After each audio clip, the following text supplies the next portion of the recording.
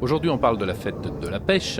Au niveau de la structure des pêcheurs, on rencontre une situation où le lundi, le pêcheur va à la pêche et le mardi, il reste à terre pour vendre son poisson. Pensez-vous pas qu'il y a là un réel problème marketing et qu'en pensez-vous ? Je pense que c'est une réalité. Les pêcheurs ne le ressentent pas aujourd'hui, mais dans ma génération, ça ne marche plus. C'est vrai qu'on recherche le frais, on recherche le sain, on recherche le bio, le bon, mais en hyper. Parce que c'est moins cher, parce que c'est plus accessible, parce que c'est plus facile, parce que c'est mieux packagé.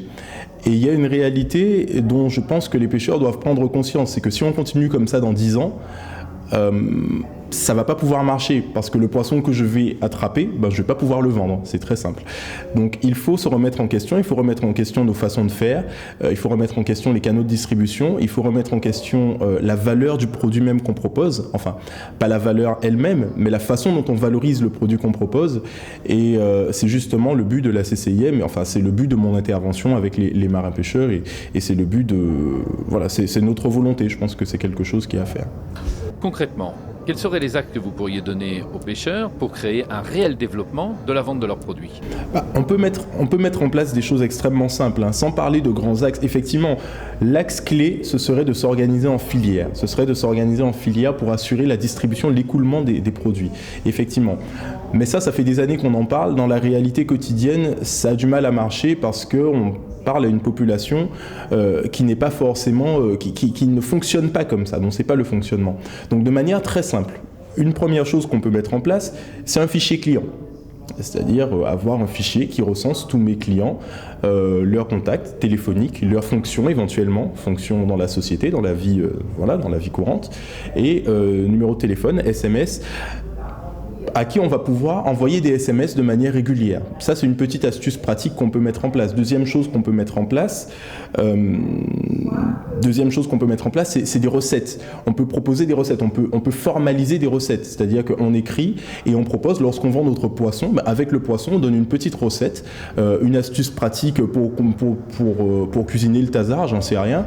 Et ça augmente la valeur perçue du produit. C'est pas des grosses choses, c'est pas des choses qui sont si compliquées que ça à faire, mais ce sont des choses très simples. On peut aussi penser, évidemment, aujourd'hui c'est incontournable, à Internet, à la fanpage Facebook. Bon, difficile peut-être à mettre en œuvre, ça demande du temps, de l'énergie, mais ça peut être envisagé. Je ne sais pas comment, mais ça peut être envisagé.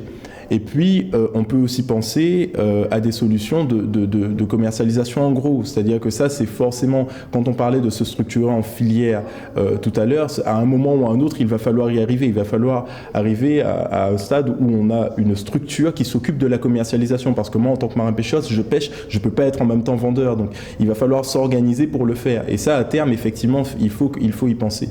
Est-ce que ça veut dire que l'on rentre dans une contradiction actuelle avec d'un côté l'Espace Sud qui développe des bancs de vente de poissons dans les communes pour apporter plus de normes sanitaires et de l'autre côté la génération Miguel qui dit moi j'achète au supermarché car je crois que c'est moins cher et c'est pas forcément une réalité ou appelez-moi par internet et je viendrai chercher du poisson ?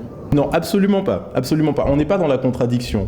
C'est-à-dire que effectivement, le banc hygiénique, propre, clair et tout ça, il a toute sa valeur. Parce qu'aujourd'hui, même si par facilité je vais en hypermarché, rien ne dit que demain je ne peux pas aller sur le banc. Rien ne dit que demain au bord de la route je ne peux pas m'arrêter et acheter du poisson. C'est juste qu'il faut m'en convaincre, il faut que je le sache, il faut que je sache que le poisson qui est vendu là est de meilleure qualité. Parce que dans mon esprit, c'est pas clair, dans mon esprit, c'est pas aussi sûr que ça. Mon esprit se limite au portefeuille. Je vois coût, effort, résultat, c'est la même chose, ça coûte moins cher, c'est plus facile, je vais en hyper. Si on m'explique et si on arrive à me vendre que j'ai tout intérêt, au-delà de mes parents, parce que mes parents le disent, mais je m'en moque, mais s'il y a une stratégie qui est construite ensemble pour m'informer, pour me faire comprendre que j'ai tout intérêt à m'arrêter sur le bord de la route plutôt qu'à aller en hyper, j'irai sur le bord de la route plutôt qu'en hyper, j'ai pas de problème, je veux juste comprendre ça. Pour rester sur le sujet et pour développer, est-ce que ça veut dire qu'aujourd'hui, au-delà du fait que le pêcheur coupe son poisson avec le coutelas et la barre de fer, il faudra que demain, il package son produit en 500 grammes, en 750 grammes ou 1 kilo, de façon à ce que le soir, peut-être en drive, on fasse un achat spontané en rentrant du travail en disant « Allez, je m'arrête, je prends du poisson, il est prêt et je le mets dans le frigo ». C'est clairement ça. C'est clairement ça. C'est exactement à ça qu'il faut qu'on arrive. Il faut qu'on arrive à quelque chose de packagé, de structuré, de vendable d'un point de vue marketing. Pas juste, il faut sortir de la logique, c'est là donc les clients achètent. C'est pas parce que c'est là que les clients achètent, c'est parce que les clients ressentent le besoin, c'est parce que les clients comprennent l'intérêt pour eux et c'est parce que c'est pratique pour eux d'acheter là plutôt qu'ailleurs qu'ils achètent. Donc il faut qu'on soit conscient de tout ça pour développer des choses très simples, mais qui permettent aux clients d'acheter et finalement de mieux vendre.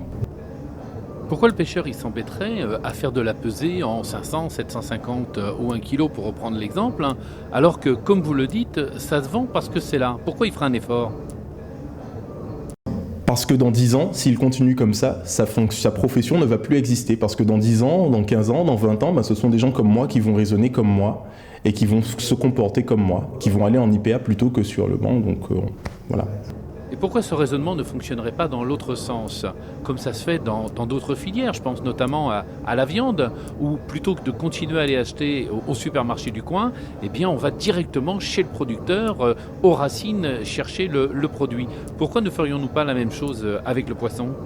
Mais c'est tout l'enjeu de toutes les actions qu'on propose, de tout ce que j'ai pu dire avant, c'est exactement ça l'enjeu, c'est la finalité, c'est juste que aujourd'hui, la réalité nous montre qu'on en parle depuis plusieurs années, mais ça ne se passe pas en Martinique. Donc il faut commencer par des choses très simples, un fichier client, de la communication ensemble, des petites choses très simples qui vont de toute façon nous amener, c'est le fil logique. Parce que quand on va commencer à mettre en œuvre ces choses-là, on va se rendre compte qu'on ne peut pas les gérer. On va se rendre compte que ça demande une énergie, ça demande du temps, c'est une fonction à part entière. Et on va se rendre compte qu'on a besoin d'être épaulé, on a besoin de se structurer, de travailler ensemble. Et quand on va arriver là, c'est là que la filière va émerger. À quel moment justement la CCIM intervient auprès des pêcheurs pour leur expliquer tout ça? C'est vrai qu'on a peu eu l'occasion jusqu'à maintenant de parler aux marins-pêcheurs. Moi, j'en ai rencontré quelques-uns à titre personnel en tant que technicien sur des montages de dossiers pour des activités touristiques et autres. Mais c'est vrai que c'est une filière avec laquelle jusqu'à maintenant on a peu travaillé, je le constate dans la réalité, parce qu'ils n'étaient pas nos ressortissants, tout simplement. Aujourd'hui, on pense un peu différemment. Aujourd'hui, on raisonne en se disant que toute entreprise du territoire est potentiellement pas forcément en ressortissant, mais potentiellement une entreprise qui demain va générer de la valeur et une entreprise qu'il est important d'accompagner. Donc maintenant, justement, par la participation à ce genre d'événements, par la formation aussi, on va mettre en place des actions de formation spécialement pour les acteurs de la pêche dans l'espace sud avec Eric No, par d'autres moyens qui seront à définir en fonction des besoins. Par ailleurs, nous, à tout moment, on est disponible. C'est-à-dire que si demain, une entreprise, un marin-pêcheur ou un acteur du monde aquacole arrive pour me parler d'une problématique de commercialisation, nous, enfin, il y a moi, mais il n'y a pas que moi, hein, on est 5 dans notre service, on est à la DAE, service performance et pérennité, on est là pour l'accompagner et répondre à ses problématiques et vraiment développer une stratégie avec lui. Combien ça lui coûte de venir voir le service à la CCIM ? Il y a une partie donc, de la mission de service public qui est gratuite. Le premier entretien, les 2 premiers entretien découverte, où on fait le point, on propose un plan d'action, on met en place un certain nombre de choses. Après, si on est sur un accompagnement dans la durée, on peut le faire financer, mais le coût horaire, quand même, il y a un coût, il y a un prix horaire parce qu'il y a un coût horaire. Et voilà, je ne peux pas l'annoncer comme ça, mais il y a un coût, effectivement. On revient sur le sujet de la mer, avec une question un peu générale. Quel message voudriez-vous passer aux pêcheurs pour cette semaine de la mer ? Je voudrais leur dire que c'est un métier auquel je crois, c'est un métier qui est plein d'avenir, mais il faut structurer la filière. Il faut vraiment arriver, je parle en tant que Miguel Radon, un jeune de 27 ans, sans casquette CCI, sans aucune casquette. Et il faut vraiment arriver à se structurer, à se professionnaliser pour mieux travailler ensemble.